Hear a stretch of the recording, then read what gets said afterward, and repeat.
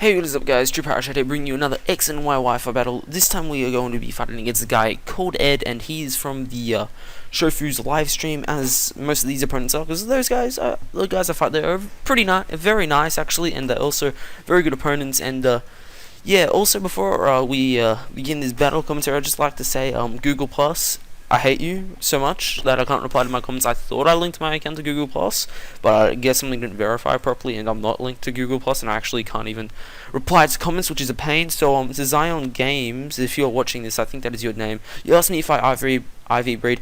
For some of my Pokemon I didn't, but now I am starting to IV breed, but I only IV breed the stats I'm planning to EV train. For example, the Sylveon I have on this team, I've EV trained it in special defense and HP, so I only got max IVs for it in HP and special defense, so that worked out very well. Anyway, so this team is not a proper team in any way, shape, or form whatsoever. I just wanted to use my Lucario and Hydreigon again, as well as try out Sylveon. Now, I've got this Meowstic. After using Meowstic, I feel like this particular moveset is possible to work in single battles, but it works a lot more in double battles, because I've had a few double battles with my real-life friends, and they have filled the wrath of this annoying Meowstic. But anyway, my opponent is got a very powerful team with some powerful Pokemon such as Gengar, and let's just jump straight into the battle. Okay, so like I said, my opponent is going to lead off with his Gengar, and I'm going to lead off with my Taijutsu, the Greninja here. And this is not the set I used from last time. This is the original set I had, my physical attacking Greninja. And he's going to go for the Mega Evolution first turn, and that is just like, what are you doing, guy? But this is actually a smart play. If I were a special Greninja, he would have easily been able to take me out with a Focus Blast here. But unfortunately for him, I do go for the Shadow Sneak, dealing 50% of his health, which is very nice. And he also goes for the Focus Blast. So already on turn 1, I have taken a huge lead on taking half of his Mega Evolution's Pokemon's health out with a single attack, which is pretty damn awesome. Anyway, he's going to switch into his Ice Core Heroes. I go for a Shadow Sneak. Now, after playing this game, I actually feel so sorry for the opponents that have to battle my Glasgow, because this Glasgow is quite a pain indeed. And he's going to switch his Glasgow out and go into his Rodon, which is a double switch in there, very nice. But I do end up going for the U-turn, just because I guess he was fearing my my Ice Beam, because he didn't quite know my set, because I might have been carrying the Ice Beam, but you don't know. But he's going to switch into his Rotom, and I'm going to go into my Chestnut, just because I felt like this is the best matchup, even though I do know Rotom's main forms of attack, so it's Hydro Pump and it's Volt Switch, and my Chestnut is a physical defensive Pokemon, but I do resist both of those moves, and I feel like this is a perfect opportunity to start setting up my spikes, which is, exactly what I'm going to proceed to do. But actually, no, I don't do that. I've decided to Toxic him, but, he makes a nice switch, but I should have really gone for my spikes there. I thought that's what I did, but I guess I was wrong. Anyway, I start setting my spikes here. Just curious to see if he was going to set up his own injury hazards, but he decides to paralyze me, actually. I guess he was predicting the switch, but, I feel like Bowser right here, Chestnut, feels like, he's going to set up some injury hazards here, and he's going to go into his Dragonite. Now, I don't know why, I just presumed this is a physical set, and if he did decide to attack me, I just thought I don't really want to risk switching any of my Pokemon in to get damage. But he decides to dance like a dragon, because he's a dragon type, and he's gonna, just start Dragon Dancing, boosting up his attack and his speed, which is not good for me. I get paralyzed here. I think I went for the Toxic here, or no, I think I went for the third layer of spikes here just to finish setting it up, and that's just the logical thing. But I go for the Toxic here, just trying to get some form of damage on him. There was no point. I felt like this is the better play, just to if I did go for the Seed Bomb, he 4 times resists that, and that, would not have been helpful. But he does reveal that he has the One Berry here, and I'm just like, well, crap.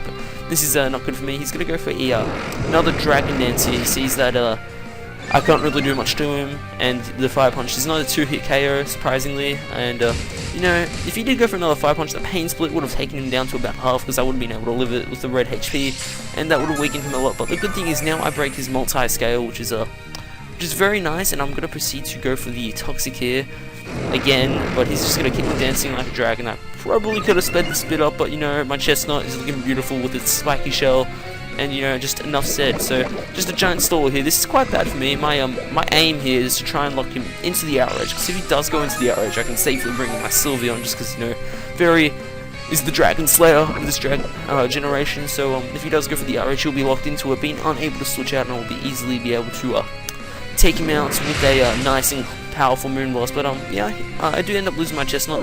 Now, I'm not too sure if this is good or bad.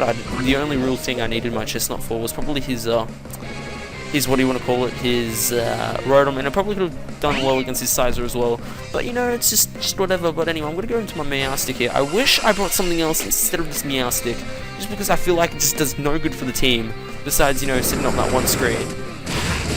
As much as I love Meowstic, I'm not good with using it, and once I do get better with using it, I'll probably use it a bit more. But anyway, now his Dragonite is taking a lot of toxic damage. I'm going to switch into my Sylveon here now, because he's looking to the outrage. This is a perfect opportunity to just go straight for the Moonblast, take this guy out. Now, this Sylveon, I'm just gonna say, it was a pain to get. I actually spent 2 hours playing with it in Pokemon and me just to get its affection up to 5, and then I find out that I only need to get up to 2.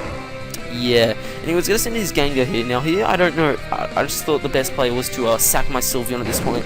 But little did I know, my special offensive Sylveon is able to survive a critical hit Sludge Bomb from a Mega Gengar, and I go for the Wish. Now here, I just instantly facepalmed. If I went for the Moonblast, it would have been able to take this this annoying Gengar out, and I would have been a much happier man. But instead, I go for the Wish. I don't even know the benefits of going for the Wish at this point.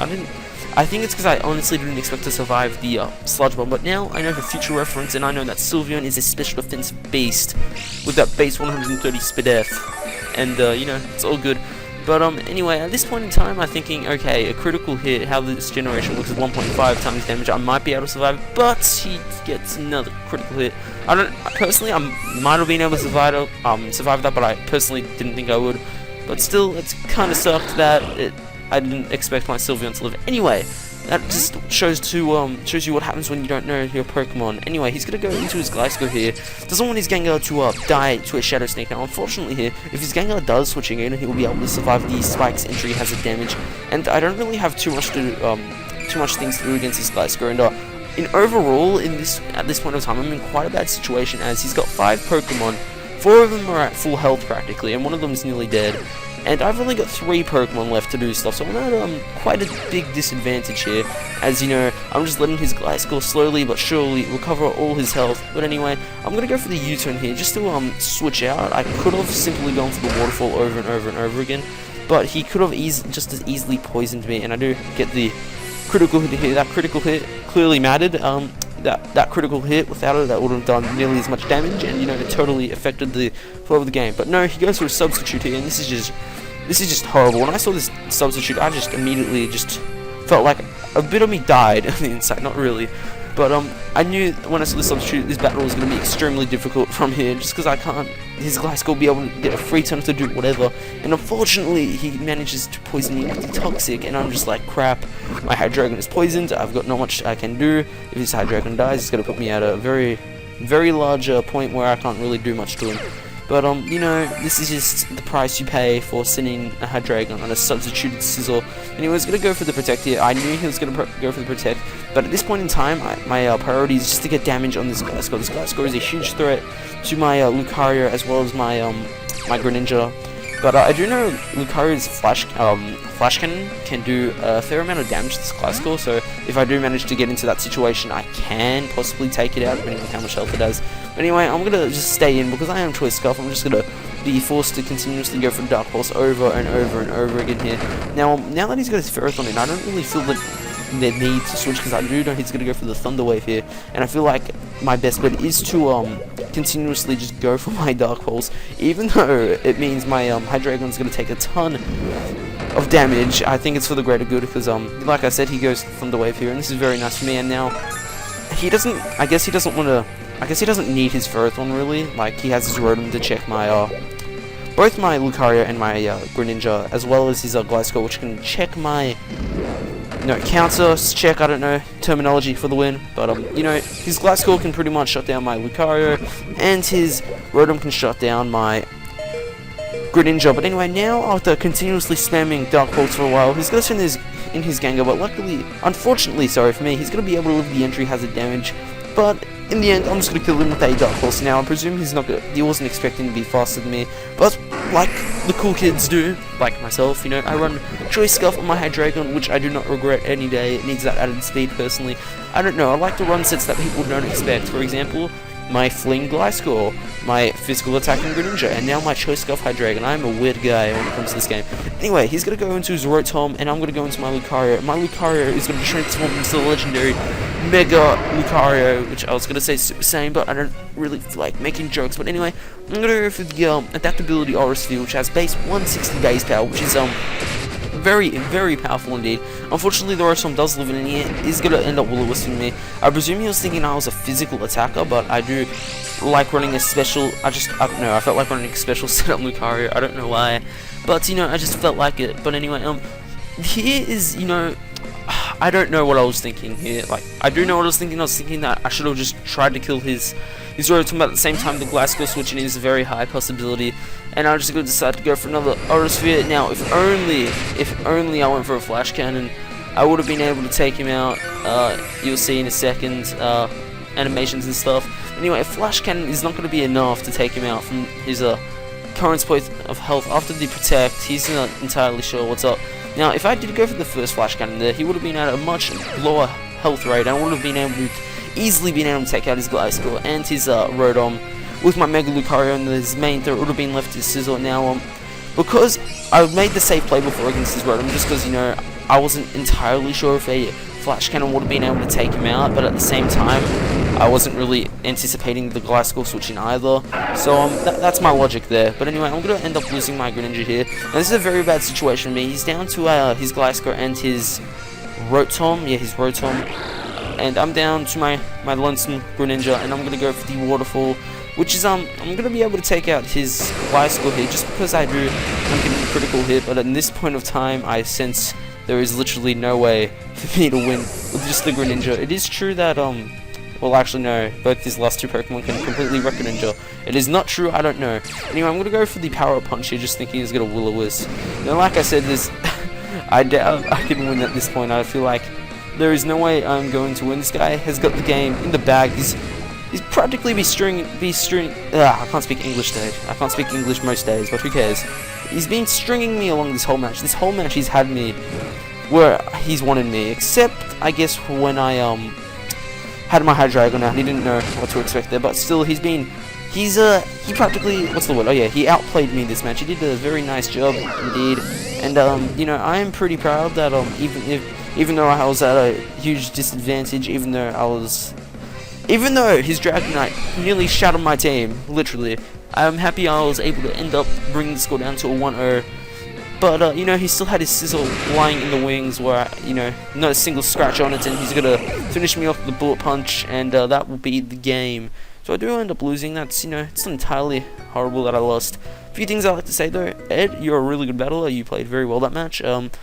With that whole, the times that you got surprised from some of my decisions were definitely when you used your Gengar, my Greninja, my physical attacking Greninja against your Gengar. That really caught, I'm just going to presume it caught you off guard, just because, you know, the Shadow Sneak beated your Focus Blast, and, you know, you can hit my Ghost type Greninja. Hydreigon, Choice Scarf, surprised you as well. That's all I'm going to say. But, yeah, I guess this match was good for me, because I learned that Sylveon is much bulkier than what I anticipated. But, yeah, that will be all for today, guys. Really hope you guys enjoyed, and see you guys next time. This is True Power Shad signing out. Peace.